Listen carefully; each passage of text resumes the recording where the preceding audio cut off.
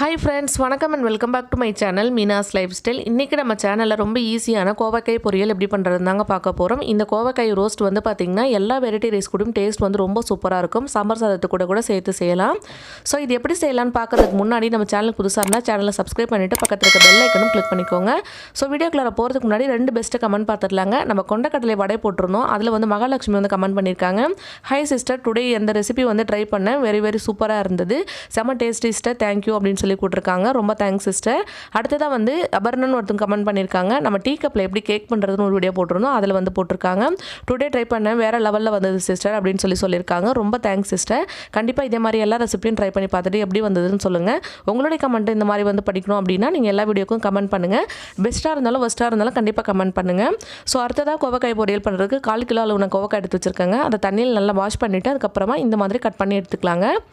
So ரொம்ப பெருசாகவும் இருக்கக்கூடாது, அதே சமயத்தில் ரொம்ப தின்னாகவும் இருக்கக்கூடாது. ரொம்ப தின்னாக இருந்தது அப்படின்னா சீக்கிரமாக நம்மளுக்கு வந்து கரைஞ்சி போயிடும். இந்த அளவு இருக்க மாதிரி கட் பண்ணி எடுத்து வச்சுக்கோங்க.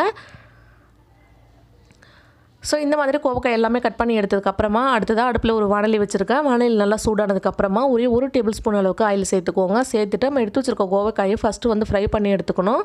நான் சொல்கிற இந்த மெத்தடில் செஞ்சீங்க அப்படின்னா கோவக்காய் சாப்பிடாதவங்க கூட கண்டிப்பாக விரும்பி சாப்பிடுவாங்க. அந்தளவுக்கு டேஸ்ட்டு சூப்பராக இருக்கும். இப்போ இதை சேர்த்ததுக்கப்புறமா இதை வந்து நல்லா நம்ம வதக்கிக்க போகிறோங்க. நல்லா வந்து ரோஸ்ட் ஆகி வரணும். அடுப்பை வந்து லோ ஃப்ளேமில் வச்சுட்டு கொஞ்சம் நேரம் நல்லா வதக்கி எடுத்துக்கலாம். கிட்டத்தட்ட ஒரு 10 நிமிஷம் நல்லா வதக்குனீங்க அப்படின்னா நல்லா ரோஸ்ட் ஆகிடும் நம்மளுக்கு.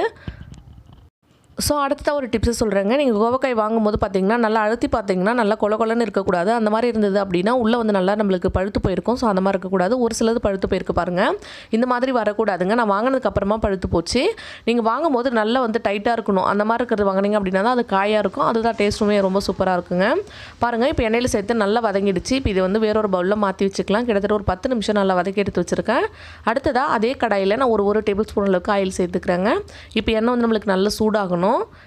நல்லா பழுத்ததாக வாங்கிட்டோம் அப்படின்னா அது வந்து டேஸ்ட்டு நல்லா இருக்காது, சாப்பிட்றதுக்குமே பிடிக்காது. அதனால் பார்த்தீங்கன்னா நல்லா காய் வந்து பார்க்குறதுக்கு நல்லா கல் மாதிரி இருக்கணும். அந்த மாதிரி இருக்க மாதிரி பார்த்து வாங்கிக்கோங்க. ஸோ கொஞ்சமாக கடுகு சேர்த்துக்கிறேன், கொஞ்சமாக கடலைப்பருப்பு சேர்த்துக்கிறேங்க. இது ரெண்டுத்தையும் நல்லா வதக்கிக்கலாம். இப்போது கடலைப்பருப்பு நல்லா வந்து ஓரளவுக்கு வறுபட்டு வரணும். அந்தளவுக்கு வந்து நல்லா வறுத்து எடுத்துக்கலாம். இப்போது கடலைப்பருப்பு சேர்த்து ஓரளவுக்கு நல்லா வதக்கினதுக்கப்புறமா இதில் வந்து கருவேப்பிலை சேர்க்க போகிறோங்க. நல்லா ஃப்ரெஷ்ஷாக இருக்க கருவேப்பிலை சேர்த்துக்கோங்க. கருவேப்பிலை சேர்த்ததுக்கு அப்புறமா இது கூடவே வந்து 2 பச்சை மிளகாய் வச்சுருக்கேன். ஒரு சின்ன வெங்காயம் கட் பண்ணி வச்சுருக்காங்க. அதையும் சேர்த்து நல்லா வதக்கிக்க போகிறோம். ஸோ இந்த மாதிரி ஒரு தடவை செஞ்சு ட்ரை பண்ணி பாருங்கள். ரொம்பவே டேஸ்ட் சூப்பராக இருக்குங்க. அடுத்ததாக ஒரே ஒரு தக்காளி சேர்த்து நல்லா வதக்கி எடுத்துட்டேன். அது கூடவே வந்து இப்போ நம்ம கட் பண்ணி வச்சுருக்க கோவக்காயும் சேர்த்துலாங்க. சேர்த்துட்டு நல்லா மிக்ஸ் பண்ணி விட்டுட்டு தண்ணி எதுவுமே சேர்க்காம அடுப்பு லோ ஃப்ளேமில் வச்சுட்டு இன்னும் கொஞ்சம் நேரம் வந்து நல்லா வதக்கிக்க போகிறோம். நம்ம சேர்த்துருக்க தக்காளி, வெங்காயம், பச்சை மிளகாய் அந்த காரம் எல்லாம் வந்து இது கூட நல்லா வந்து பைண்ட் ஆகி வர மாதிரி நல்லா இந்த மாதிரி ரோஸ்ட் பண்ணிக்கோங்க. தக்காளியோட புளிப்பு, அந்த பச்சை மிளகாயோட காரம் அதெல்லாம் சேர்ந்து நல்லா வந்து ஒட்டி வரணும். அது வரைக்கும் நல்லா ரோஸ்ட் பண்ணிக்கலாம். இந்த கோவக்காய் ரோஸ்ட் வந்து பார்த்தீங்கன்னா நீங்கள் சாம்பார் சாதத்து கூட தயிர் சாதத்து கூடலாம் பார்த்தீங்கன்னா டேஸ்ட் அவ்வளோ சூப்பராக இருக்கும். கண்டிப்பாக நீங்கள் இந்த மாதிரி செஞ்சு ட்ரை பண்ணி பாருங்கள் ஒரு தடவைனாலும். அடுத்ததாக காரத்துக்கு தகுந்த மாதிரி நான் கொஞ்சமாக வந்து வெறும் மிளகாய் தூள் சேர்த்துக்கிறேன். ஆல்ரெடி 2 பச்சை மிளகாய் சேர்த்துருக்கேன். கொஞ்சமாக வந்து சேர்த்துக்கோங்க. நல்ல கலரும் கொடுக்கும். அதுக்காக தான் இது கூடவே வந்து கொஞ்சமாக மஞ்சத்தூள் சேர்த்துக்கலாம். இதெல்லாம் சேர்த்ததுக்கப்புறமா ஒரு தடவை நல்லா மிக்ஸ் பண்ணி விட்டுறலாம். இன்னுமே ஒரு 1 நிமிஷம் வந்து இருந்தது அப்படின்னா இந்த பச்சை மிளகாய் இப்போ போட்டிருக்க நம்ம மிளகாத்தூள் எல்லாம் வந்து பச்சை வாடை போனதுக்கப்புறம் வந்து நம்மளுடைய ரோஸ்ட் வந்து சூப்பராக ரெடி ஆகிடும்.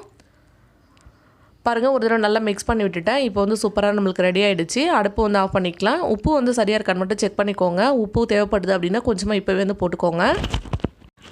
அவ்வளோதான் ஃப்ரெண்ட்ஸ், நம்மளோட எம்மியான கோவக்காய் பொரியல் வந்து ரெடி ஆகிடுச்சு. கண்டிப்பாக நீங்களும் ஒரு தடவை இந்த மாதிரி செஞ்சு ட்ரை பண்ணி பாருங்கள். எப்படி வந்ததுன்னு சொல்லி எனக்கு மறக்காமல் கமெண்ட் பண்ணுங்கள். நம்ம சேனலுக்கு புதுசாக இருந்தால் சேனலுக்கு சப்ஸ்கிரைப் பண்ணிவிட்டு அப்படியே பக்கத்தில் இருக்க பெல் ஐக்கனும் கிளிக் பண்ணிக்கோங்க.